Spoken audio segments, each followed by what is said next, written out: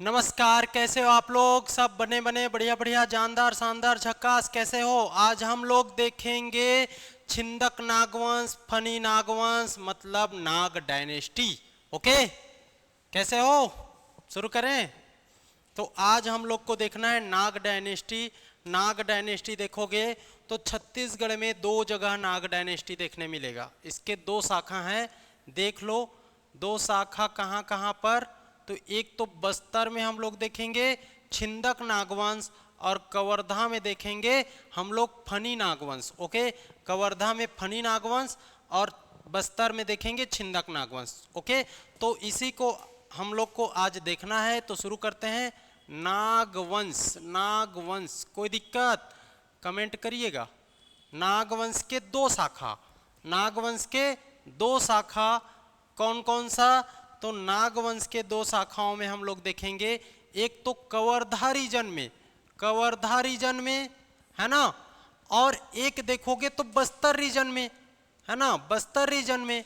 तो कवर्धा रीजन में देखोगे तो फनी नागवंश, फनी नागवंश।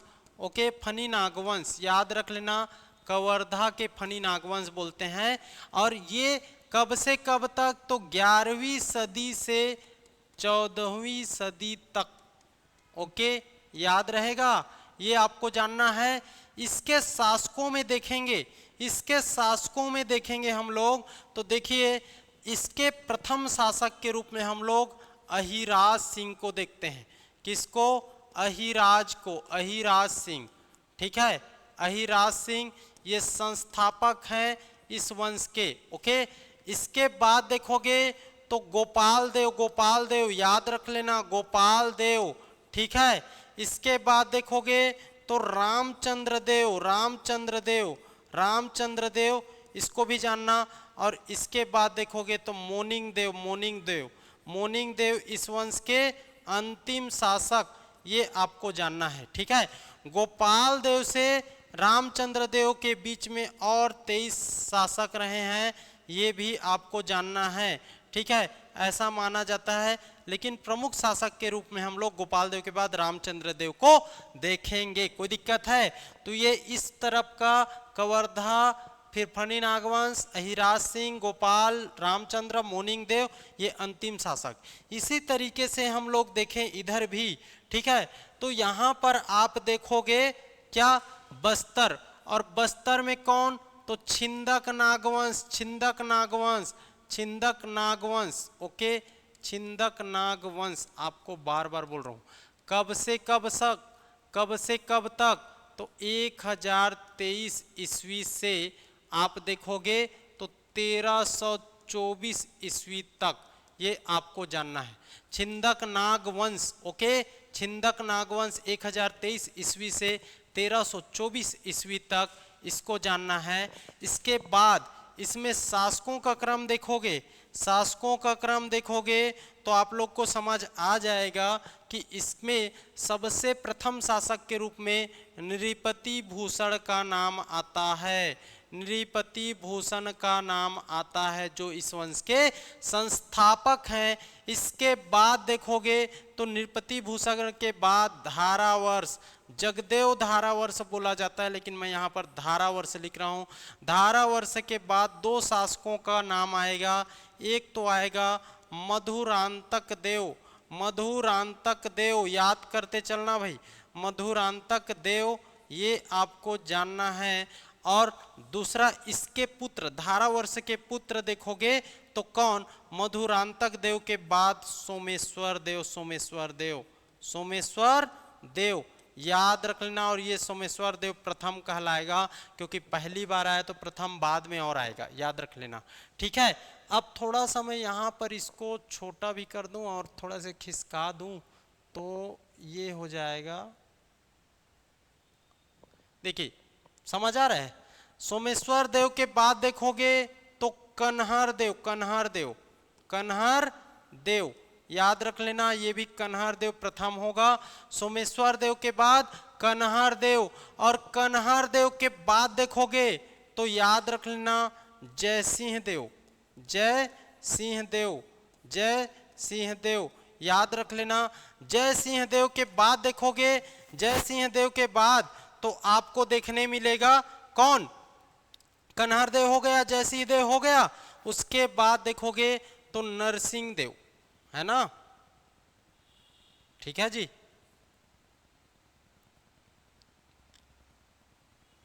ओके, याद रहेगा।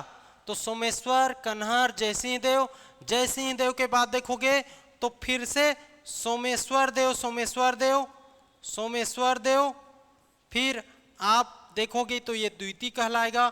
फिर इसके बाद नरसिंह देव, नरसिंह देव, नरसिंह देव, फिर इसके बाद देखोगे तो कन्हर, कन्हर द्वितीय, और लास्ट में देखोगे तो हरिश्चंद्र देव, अंतिम शासक हरिश्चंद्र देव,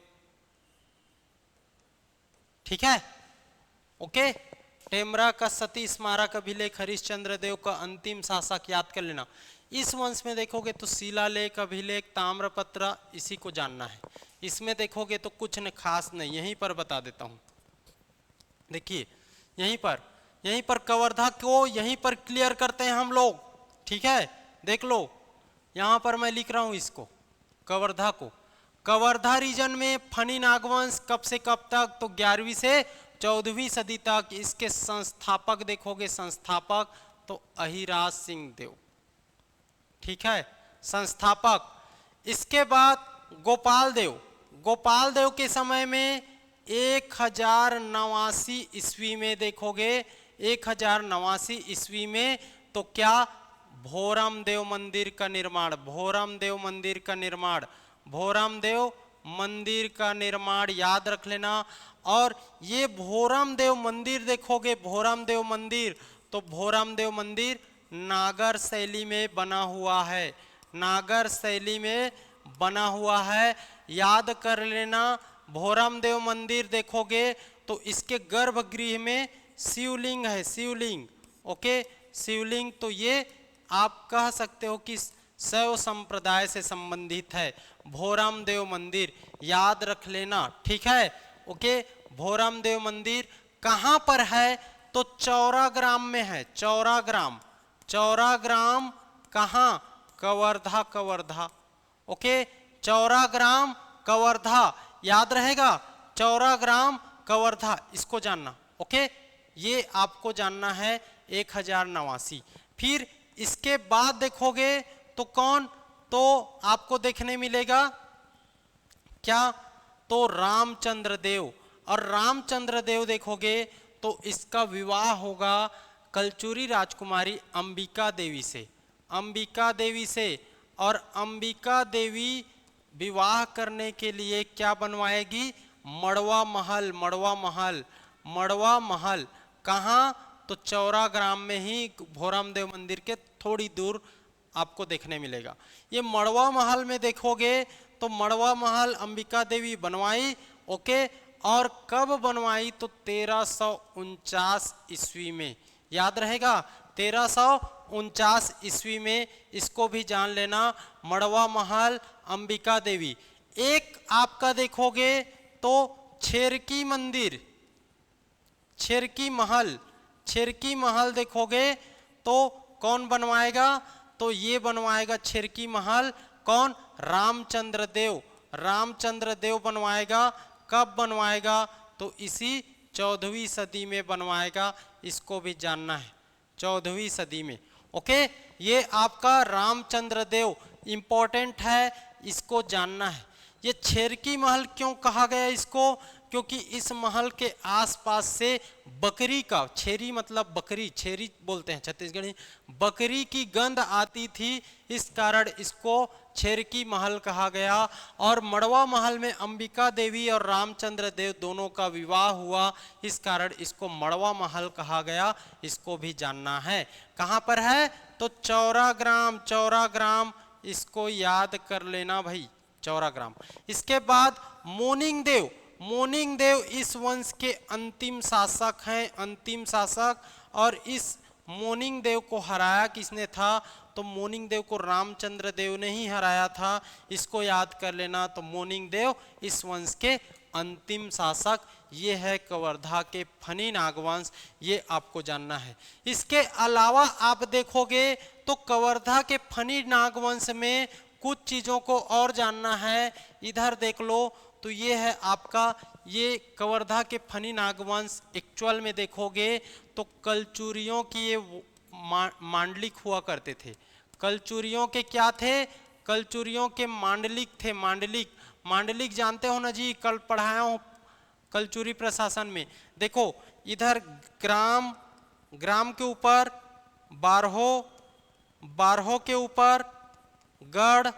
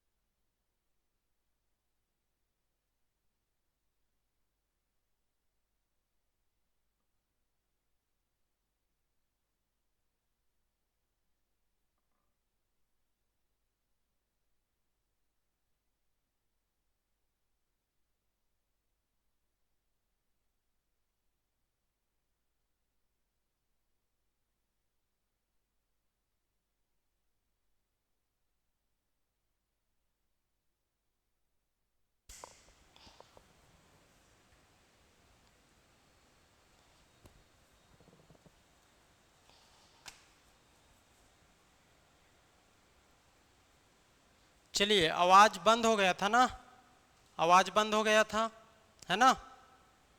हम लोग को फिर से देखना है, ठीक है। तो छिंदक डायनेस्टी देखो, छिंदक डायनेस्टी, छिंदक डायनेस्टी देखोगे तो देखो 1023 ईस्वी से 1324 ईस्वी कहाँ पर शासन कर रहे हैं, तो कहाँ पर शासन कर रहे हैं ये लोग, बस्तर रीजन में। कहाँ पर, बस्तर रीजन में शासन कर रहे हैं। बस्तर रीजन में राजधानी इनकी चक्रकोट, राजधानी इनकी चक्रकोट, याद रख लेना। और इनके समकालीन कौन लोग हैं, कलचुरी लोग, समकालीन है कलचुरी लोग, तो ये याद रख लेना। स्थायी रूप से सबसे पहले नल डायनेस्टी ने शासन किया, नल के बाद देखोगे तो छिंदक डायनेस्टी, और छिंदक के बाद देखोगे तो काकतीय डायनेस्टी, काकतीय के बाद आप देखोगे तो मराठा लोग आ जाएंगे, इधर ब्रिटिश लोग आ जाएंगे, यहाँ पर मध्यकालीन इतिहास खत्म हो जाएगा। ओके, फिर मराठा और आधुनिक इतिहास शुरू हो जाएगा, उधर ब्रिटिश काल शुरू हो जाएगा। ओके, तो ये छिंदक डायनेस्टी को हम लोग देख रहे हैं, कहाँ से चल रहा है, चक्रकोट से। और इसी में सबसे पहले शासक होते हैं कौन, नृपति भूषण संस्थापक होते हैं। ये आपको जानना है नृपति भूषण के बारे में। अब नृपति भूषण देखो, इस डायनेस्टी में एक चीज याद रखना, हर शासक का कुछ न कुछ अभिलेख या शिलालेख पता चलेगा। तो नृपति भूषण संस्थापक, इसका उल्लेख देखोगे तो एर्राकोट अभिलेख, एर्राकोट अभिलेख, एर्राकोट अभिलेख से पता चलता है कि इस डायनेस्टी के ये संस्थापक रहे हैं। एर्राकोट अभिलेख याद रख लेना नृपति भूषण को। ओके, एर्राकोट अभिलेख, ओके, याद रहेगा, ठीक है। इसके शासनकाल की स्पष्ट जानकारी नहीं मिलेगी, लेकिन इसके समय ये एर्राकोट अभिलेख में शासनकाल की जानकारी नहीं मिलेगी। क्या का, शासनकाल का जानकारी नहीं मिलेगी, लेकिन इस शासक के आपका देखोगे तो मंदिर, मंदिर और तालाब, ठीक है, मंदिर और तालाब, इसके बारे में जानकारी मिलेगी। तो इस समय 147 मंदिर हुआ करते थे, 147 तालाब हुआ करते थे, और ये सब वर्तमान में टूट फूट चुके हैं, ये आपको जानकारी मिलेगी। एर्राकोट अभिलेख, नृपति भूषण, 147 मंदिर और 147 ही तालाब हुआ करता था। और इसी कारण इस समय चक्रकोट को याद रख लेना, चक्रकोट को मंदिरों की नगर, मंदिरों की नगर, ठीक है, ये आपको जान लेना है। या आप देखोगे तो छोटा काशी के रूप में माना जाता था, ठीक है, छोटा काशी याद कर लेना, छोटा काशी के रूप में याद कर लेना भाई, छोटा काशी के रूप में जाना जाता था। ये हो गया नृपति भूषण। इसके बाद बनेगा कौन, धारावर्ष, कौन, धारावर्ष, जगदेव भूषण धारावर्ष लिखा जाता है पूरा नाम, लेकिन मैं धारावर्ष लिख देता हूँ। अब धारावर्ष के बारे में जानकारी देखोगे तो बारसूर शिलालेख से पता चलेगा, बारसूर शिलालेख, ठीक है। धारावर्ष के बारे में जानकारी देखोगे तो बारसूर, बस इसमें कुछ नहीं है, शिलालेख किसका किसका है, क्या क्या जानकारी मिला है, इसी को जानना। बारसूर शिलालेख से पता चलेगा कि यहाँ पर बहुत सारे मंदिर थे, ठीक है। बारसूर शिलालेख से पता चलेगा कि नृपति भूषण के बाद धारावर्ष बना, और इस समय इसके आपके सामंत है ना, बारसूर, ये धारावर्ष का सामंत रहता है चंद्रादित्य, सामंत रहेगा चंद्रादित्य, याद रहेगा चंद्रादित्य। और ये अपने नाम के आधार पर चंद्रादित्येश्वर मंदिर, बहुत सारे तालाब, ये सब बनवाएगा, याद कर लेना। ये धारावर्ष के नृपति भूषण का उत्तराधिकारी होता है, इसको याद रख लेना, चंद्रादित्येश्वर मंदिर। ओके, इसके बाद आएगा मधुरांतक देव, मधुरांतक देव। और मधुरांतक देव देखोगे तो इसका संबंधी पता चलता है, क्या रिश्ता स्पष्ट पता नहीं चलता। मधुरांतक देव के बारे में जान लेना है, मधुरांतक देव, और इसका पुत्र रहेगा धारावर्ष का सोमेश्वर देव प्रथम। दोनों के बीच में उत्तराधिकार संघर्ष होगा, दोनों के बीच में क्या होगा, उत्तराधिकार संघर्ष, इसको भी याद रख लेना। और मधुरांतक देव का देखोगे तो इनका एक ठो ताम्रपत्र मिला है, ताम्र अभिलेख, ठीक है। ताम्र अभिलेख देखोगे तो राजपुर ताम्र अभिलेख, और राजपुर ताम्र अभिलेख में चक्रकोट को भ्रमरकोट के नाम से भ्रमरकोट मंडल कहा गया है। तो इसका याद रख लेना, राजपुर ताम्र अभिलेख। ओके, ताम्र अभिलेख क्या कहा है? चक्रकोट को कहा है इसमें भ्रमरकोट, चक्रकोट को कहा है भ्रमरकोट, याद रख लेना भाई, भ्रमरकोट मंडल, ठीक है। ये आपको जानना है मधुरांतक देव के बारे में। इसी का उत्तराधिकार संघर्ष होगा, उत्तराधिकार संघर्ष, याद रहेगा। इसके बाद शासक कौन होगा? इसके बाद शासक कौन होगा जी, आप बताओ कौन होगा इसके बाद शासक? इसके बाद होगा प्रसिद्ध सोमेश्वर देव प्रथम, सोमेश्वर देव प्रथम, फेमस है सोमेश्वर देव प्रथम। और इसी को आपको जानना है, इसको मैं ये कलर ले लेता हूं। सोमेश्वर देव प्रथम देखोगे तो ये धारावर्ष का पुत्र, ठीक है, धारावर्ष का पुत्र, ये आपको जानना है ना, धारावर्ष का पुत्र। और इनका एक अभिलेख या शिलालेख मिलता है कुरुषपाल, कुरुषपाल शिलालेख। ओके, कुरुषपाल शिलालेख। और इस कुरुषपाल शिलालेख में दो चीजों का वर्णन है, एक तो इसके वंशावली का, शासनकाल का, और एक आपको देखने मिलेगा इसके साम्राज्य के सीमा का, ठीक है, सीमा क्षेत्र का, ठीक, साम्राज्य के सीमा क्षेत्र का। ओके, शासनकाल और सीमा क्षेत्र, दो चीजों का उल्लेख आपको देखने मिलेगा। कहां पर? तो कुरुषपाल शिलालेख में।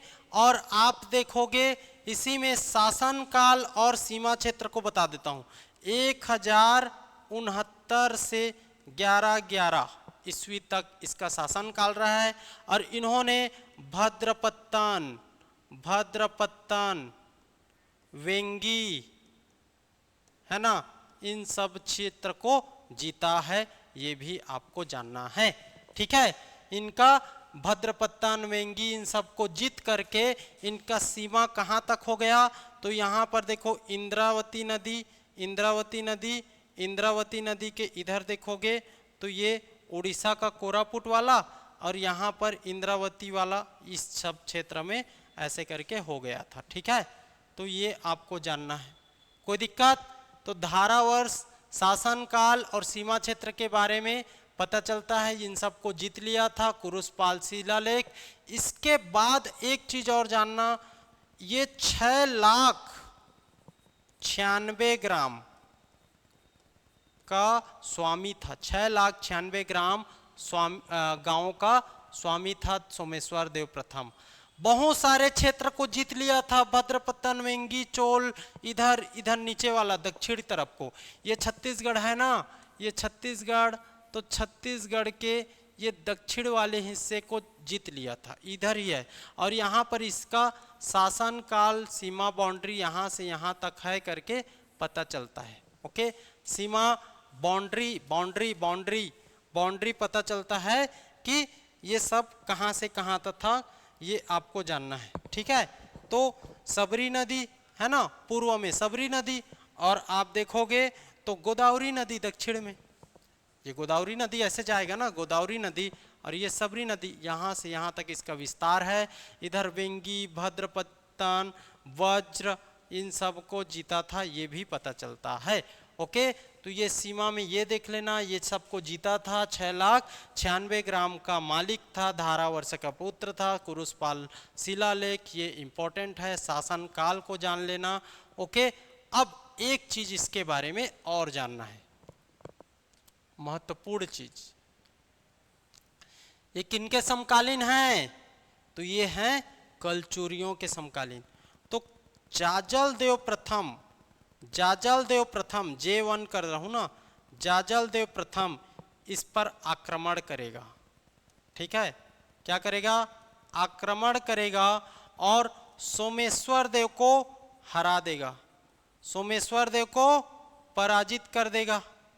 ठीक है, सोमेश्वर देव को हरा देगा और उसके पूरे परिवार को कैद कर लेगा, परिवार को कैद कर लेगा और कैद करेगा। उसके बाद सोमेश्वर देव की माता गुंड महादेवी, कौन?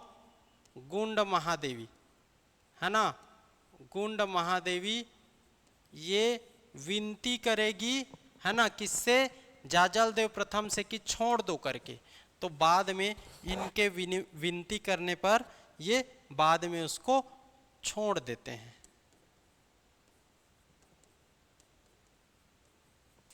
ठीक है, तो ये आपका हिस्ट्री है, ये सोमेश्वर देव प्रथम। इंपॉर्टेंट है, कुरुसपाल को जान लेना, कुरुसपाल अभिलेख या शिलालेख, धारावर्ष 6,96,, जाजल देव प्रथम, ये शासनकाल और ये सीमा क्षेत्र, इतना को आपको याद रख लेना है। सोमेश्वर देव के बाद देखोगे तो नेक्स्ट शासक होगा कौन? कन्हार देव, कन्हार देव, कन्हार देव, और ये भी कन्हार देव प्रथम रहेगा।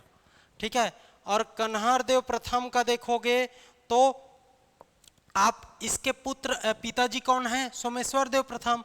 तो कन्हार देव के बारे में देखोगे तो जानकारी मिलता है एक तो राजपुर ताम्र अभिलेख से, राजपुर ताम्र अभिलेख से। ठीक है, और एक जानकारी मिलेगा कुरुसपाल, कुरुसपाल अभिलेख से। ये दोनों से पता चलता है कि सोमेश्वर देव के बाद, सोमेश्वर देव के बाद कौन शासक रहे हैं? सोमेश्वर देव प्रथम के बाद देखोगे तो शासक कन्हार देव रहे हैं। बस इतना जानना। ठीक है, कोई दिक्कत? अब कन्हार देव के बाद आप देखोगे तो कौन बनेगा? कन्हार देव के बाद तो जय सिंह देव, जय सिंह देव याद रख लेना, जय सिंह देव। ठीक है, जय सिंह देव शासक बनेगा। कन्हार देव के बाद आप जय सिंह देव को याद कर लेना, कोई खास नहीं, बस एक ठो जानना है इसका सोनारपाल, सोनारपाल अभिलेख। सोनारपाल अभिलेख किसका था?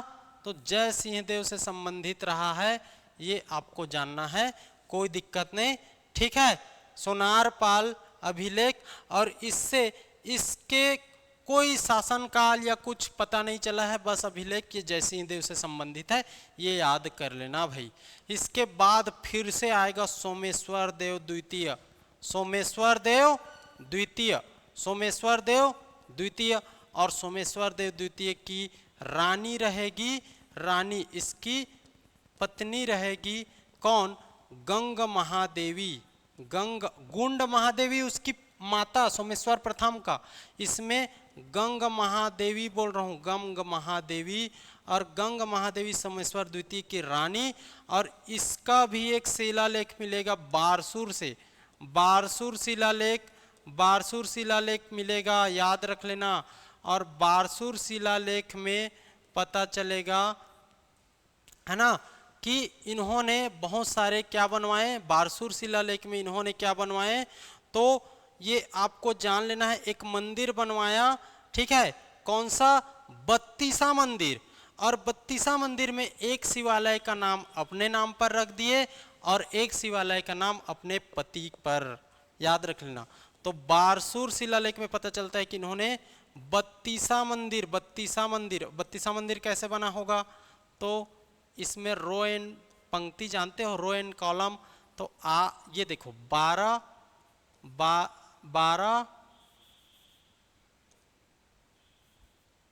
ठीक है, बत्तीसा मंदिर ना, तो ये 32 ठो खंभे खंभे खंभे, उसी पर आधारित आपका एक मंदिर, ये आपको जानना है। ठीक है।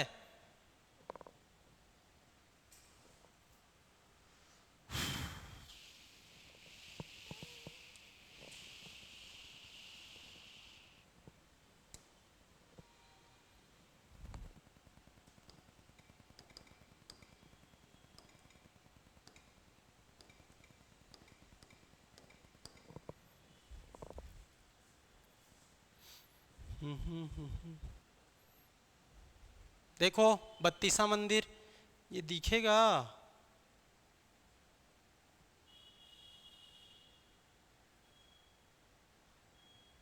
ये देखिए, ये देखिए, ये मंदिर देखिए, समझ आएगा।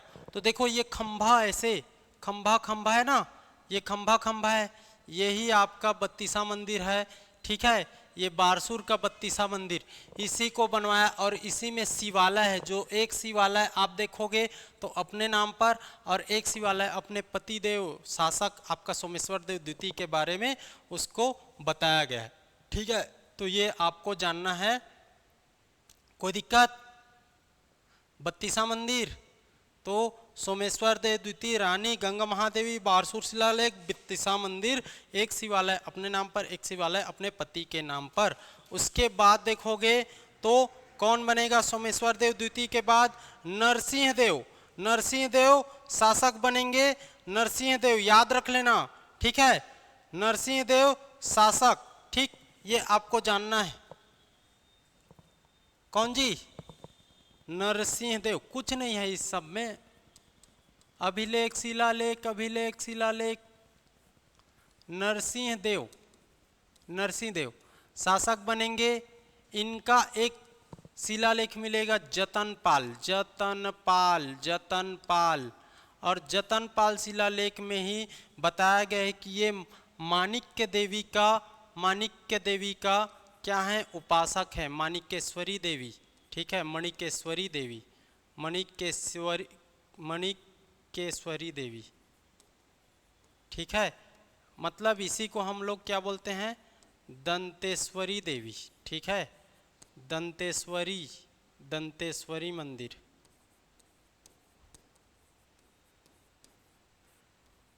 दंतेवाड़ा में है ना, इनके उपासक होते हैं। ठीक, इनके क्या रहेंगे? उपासक रहेंगे। ये आपको जानना है, किसमें बताया गया है? जतनपाल शिलालेख। ओके, तो ये नरसिंह देव से संबंधित, नरसिंह देव से संबंधित आपका देखोगे तो जतनपाल शिलालेख, मणिकेश्वरी देवी का उपासक, दंतेश्वरी देवी यही है, ये आपको जानना है। इसके बाद देखोगे तो नेक्स्ट शासक कौन मिलेंगे? नेक्स्ट शासक नरसिंह देव के बाद कौन जी? नरसिंह देव के बाद देखोगे तो हरिश्चंद्र देव। ठीक, हरिश्चंद्र देव, ये आपको जानना है। हरिश्चंद्र देव जो अंतिम शासक हैं। क्या? हरिश्चंद्र देव। याद हुआ? हरिश्चंद्र देव अंतिम शासक, अंतिम शासक इन्हीं का मिला है टेमरा अभिलेख, टेमरा सती स्मारक अभिलेख।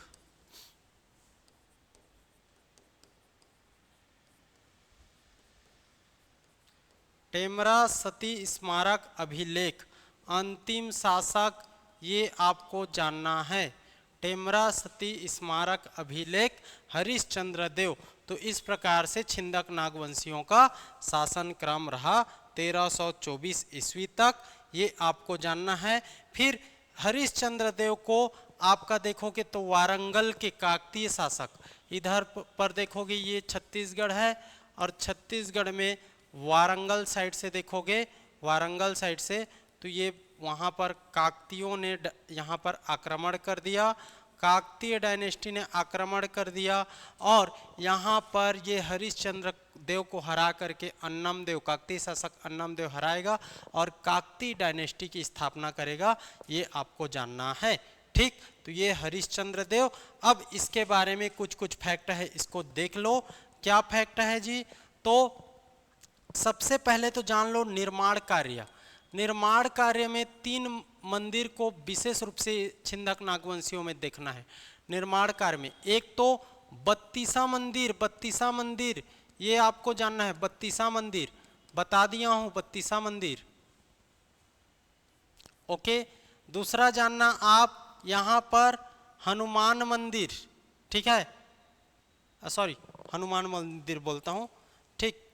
आपका बत्तीसा मंदिर हो गया। और गणेश प्रतिमा, विशाल गणेश प्रतिमा, ये फेमस है ना, बताता है, वीडियो में देख ले हो, विशाल गणेश प्रतिमा, ठीक। और एक आपको देखने मिलेगा मामा भांचा मंदिर, ये बहुत इंपॉर्टेंट, मामा भांजा मंदिर, ये मामा भांचा मंदिर। तो देखोगे ये 3 मंदिर के बारे में विशेष आपको जानना है। ये उस वंश के दो लोग बनाए, एक ही दिन में ये मंदिर को बनाए, और दोनों एक दूसरे में मामा भांचा का रिलेटिव रखते थे। विशाल मंदिर देखोगे तो एक ही चट्टान से, एक ही बड़ा सा चट्टान को तोड़ करके ये 2 विशाल गणेश मंदिर बनाए हैं। 2 गणेश मंदिर, आपका सॉरी गणेश प्रतिमा, 2 गणेश जी की प्रतिमा बनाए हैं, ठीक है, 2 गणेश, ठीक, याद रख लेना, ठीक है। विशाल गणेश, एक ही चट्टान से 2 गणेश बनाए हैं, एक थोड़ा बड़ा है, एक थोड़ा छोटा है, और एक लड्डू का भोग लगाया हुआ है, एक लड्डू को छिपाया हुआ है, इसको जान लेना।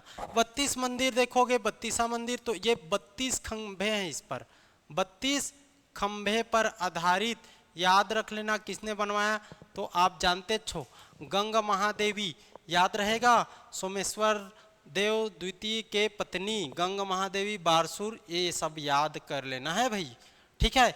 तो ये हो गया। इसके बाद दूसरा क्वेश्चन, इसमें 2 ही 3 क्वेश्चन आता है।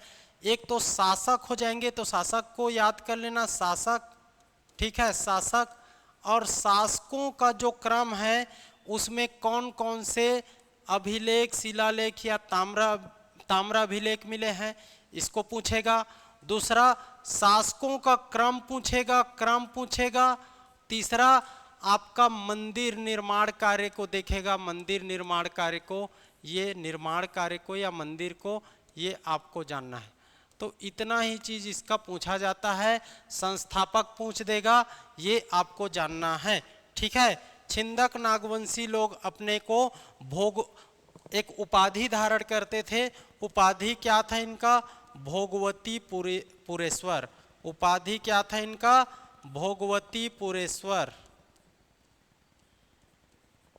ठीक है, ओके, ठीक। ये आपको जानना, भोगवतीपुर मंदिर निर्माण क्रम, शासकों का नाम, ठीक, कौन कौन सा अभिलेख, जैसे कि एर्राकोट किसका है, निरुपति भूषण का है, आपका कुरुषपाल किसका है, सोमेश्वर देव प्रथम का है, आपका जतनपाल किसका है, सोनारपाल किसका है, सोनारपाल आप जयसिंह का देख लो, जतनपाल नरसिंह का देख लो, टेमरा सती अभिलेख हरिश्चंद्र का देख लो, इस तरीके से जानना है, ओके। कोई खास नहीं इसमें, है ना, इतना ही है। ये सब को जान लिए, कब से कब तक शासन क्रम रहा है, 1023 से 1324 तक, ये जानना है। उपाधि क्या रही है इस समय के, तो इन सब को जानना है। छिंदक नागवंशी और आपके कवर्धा का फनी नाग डायनेस्टी कंप्लीट होता है कि नहीं सर, होता है कि नहीं सर, तो इतना ही है इसमें, ओके। तो आज के लिए नाग डायनेस्टी में इतना ही, कवर्धा के फनी नाग डायनेस्टी और छिंदक नाग डायनेस्टी बस्तर के, ओके, इतना जानना है। अब हम लोग को कल से पढ़ना है, कौन लोग आ गए, हरिश्चंद्र को कौन हराया, वारंगल के काकतीय लोग। तो अगला पढ़ेंगे हम लोग नेक्स्ट क्लास में, आपका नेक्स्ट क्लास में देखोगे तो काकतीय डायनेस्टी, काकतीय वंश, चालुक्य वंश बोलते हैं इसी को, वारंगल के काकतीय, इसी को अब हम लोग पढ़ेंगे, ओके। तो आज का ये लेक्चर उम्मीद करता हूँ आप लोग को समझ आया होगा, याद हुआ होगा, मजा आया होगा। इतना याद कर लो, आपका यहाँ से क्वेश्चन बन जाएगा, ओके। तो आज के लिए इतना ही, थैंक यू।